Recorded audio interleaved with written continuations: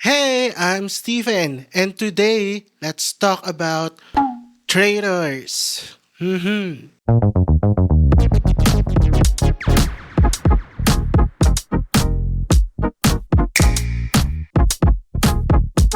Welcome to Snap, everyone! New year, new spicy topic that we got here. So, today we will be talking about traitors. You know, the people around us that used to be dearest to us, but for some reason they are now becoming traitors, and how we could spot them easily in our lives. You have to accept the fact at some point or another in our lives that people will disappoint us. You know, it's good if they just disappoint you, but most of the time, people will exchange you for someone whom they could benefit big time from. So, 'di ba? Iisipin mo ngayon, okay kayo, pero next time parang hindi na kasi wala ka ng halaga para sa kanila or hindi na nila nakukuha yung gusto nila from you. But let's be real, okay?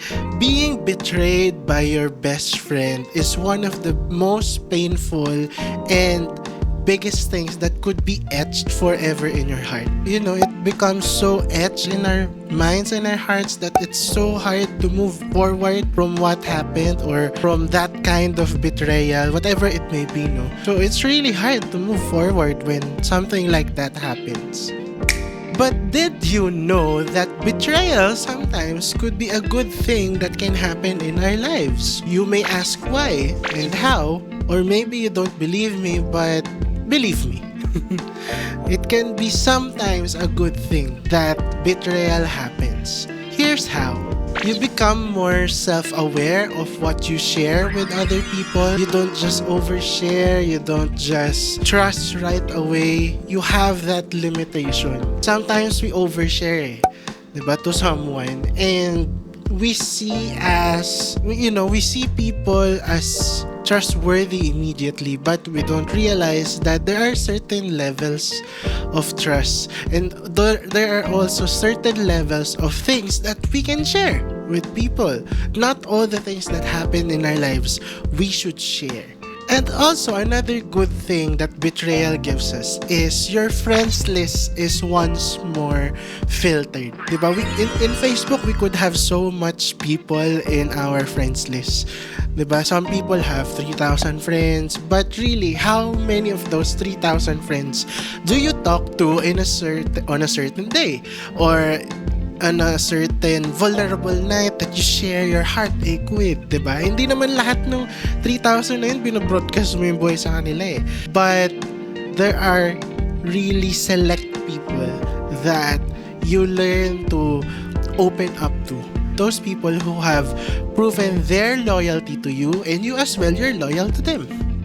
Now let's get to know how to spot a traitor.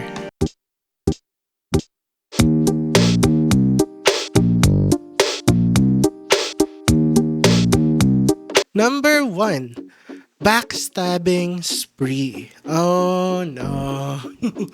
Diba? This is the one thing that most traitors or people who betray you will do. They'll backstab you. For some reason, they are not willing to share anything good about you anymore. Maybe because they feel that they've taken everything that they could benefit from you, or they have already had enough of your companionship and they have someone better than you, and kaya sinisiraan ka na nila doon sa tao na yun kasi they just don't want to be associated with you anymore. Diba? Parang ako na-experience ko na yan. It's a weird encounter.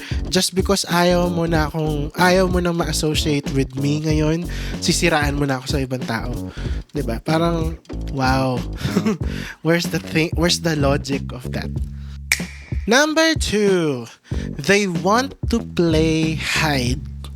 Yeah, they want to play hide. Walang seek. Hide lang. Gusto lang nila magtago na magtago. Because once upon a time, you were central in their lives, but now, besides backstabbing you, ang isa sa mga gusto nilang gawin, and besides turning 180 degrees from you, they now hide themselves. May it be in the physical world or may it be in the digital world. They just wanna hide. They're not available. They have their reasons why they don't want to talk to you. They have their certain excuses na, kasi hindi ko nakita yung message mo. Diba? I was not born yesterday. Come on. So, diba, maniniwala ka ba sa mga ganun?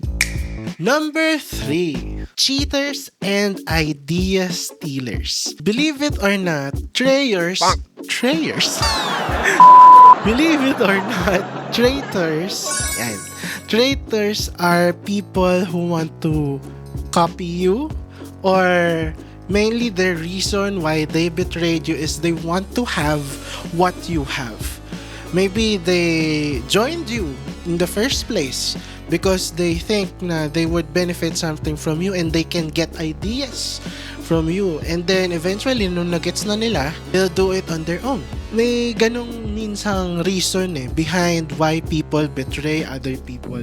They just want to cheat and they just want to get your ideas. So, remember, when you spot someone close to you who, to the point na copying your style to the exact rate, be careful. You've got a cheater and a traitor up on your sleeves.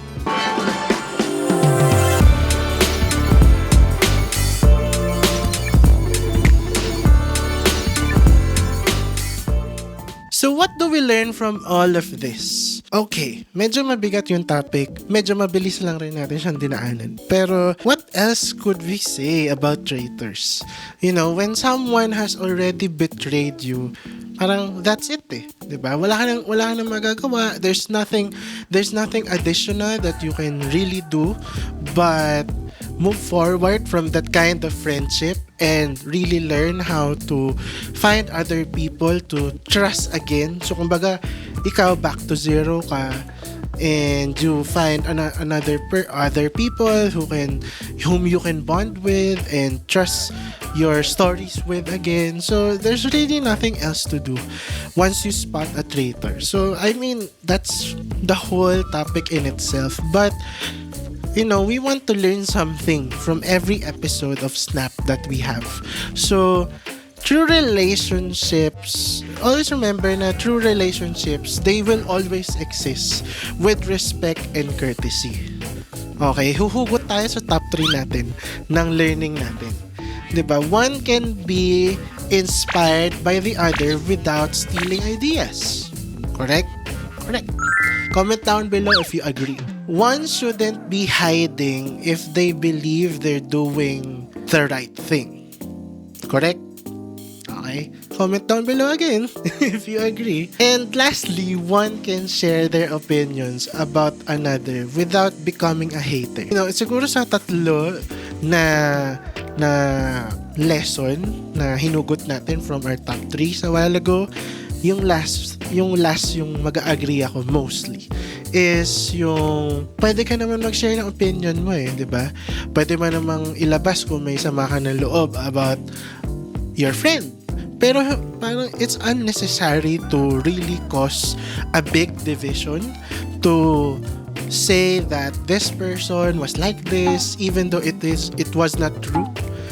Just because you don't want to be associated with the status of the last friend that you have, diba? That's so pathetic. That's a desperate move. I mean, personally, I think that's a desperate move to do. To drag down someone just so to say and deny your association with that person. Why not just say na I've quite moved on, diba? You can say it in a gentler and better way, wherein you don't burn bridges. Tandaan natin na ang mundo maliit lang. At some point, makikita rin kayo na makikita. At pag nakita kayo, kaya mo bang humarap dun sa tao na yun? you've burnt bridges with. And lastly, traitors and their act of betrayal can play a big part in our lives. It's up to us really to choose to be the bigger person. It's really up to us if we will let their acts get to us, if we will let their acts shut us up, or we will let them shut up. Diba? And that's it for our episode today of Snap. Thanks for tuning in. Make sure to leave a comment, leave a like, and hit the subscribe button below so you'll stay updated on new uploads from Spacefellow. And this has been Steven, and thanks for tuning in to this episode of Snap. Until next time, bye!